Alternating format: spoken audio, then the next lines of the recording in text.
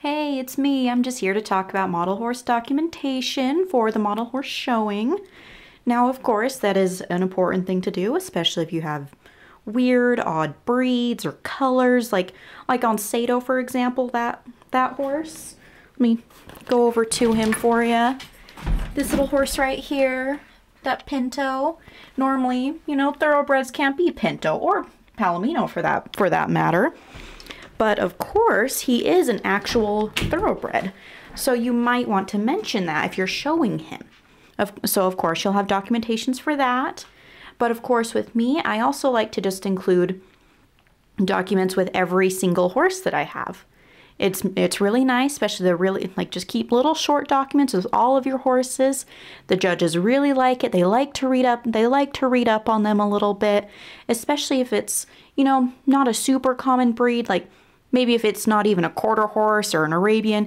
Even if you have like an Oldenburg or a Welsh Cob, have a little documentation with it. Sometimes judges like to have that little refresher when they're judging your horse. And you also use it to make your horse look really good. Like say I have, let's see. My dog is in my way. Like say you have this horse right here, that Arab. She's a chestnut. So in your documentation, you would want to mention that Arabians can be chestnut in color. For example, I'm actually working on hers right now. On all of my documents, I do include a photo of the horse, just a small little photo and about 2 paragraphs about the horse. So with this one right here, this is for my horse Freedom Fire, that Arab I just showed you. I mentioned that those horses, they can come in chestnut. They can come in chestnut. I say anything that makes her look good. You want to say things in your document that will make your model look really good.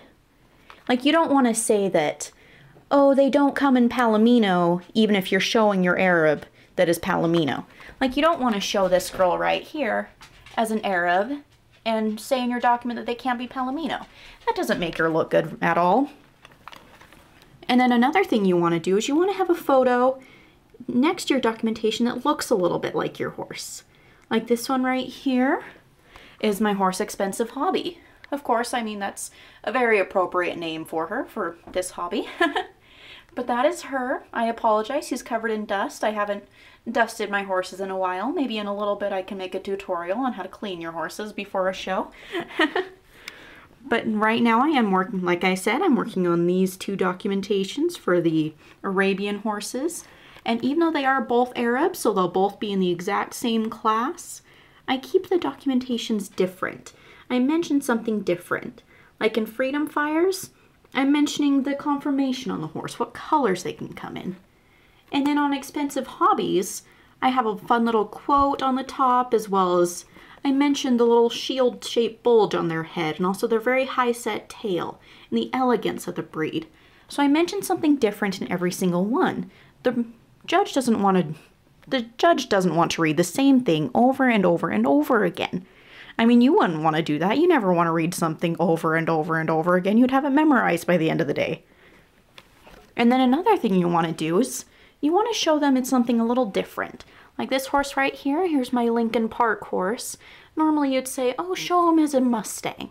I don't want to show him as a Mustang. That's a little too common.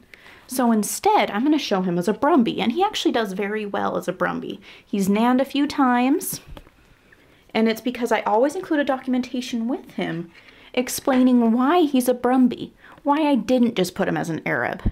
I mentioned something that makes him look really, really good. I'll say something about the conformation of Brumbies and the colors they come in. You always want to do something like that that'll make your horse look really, really good. So that's basically the whole idea of documentations. Make your horse look good, make the judge happy, come home with a nan or 2. It's always good, right? So there's that one for you. I'll come back in a bit with a new tutorial on model horse showing. Thanks for watching.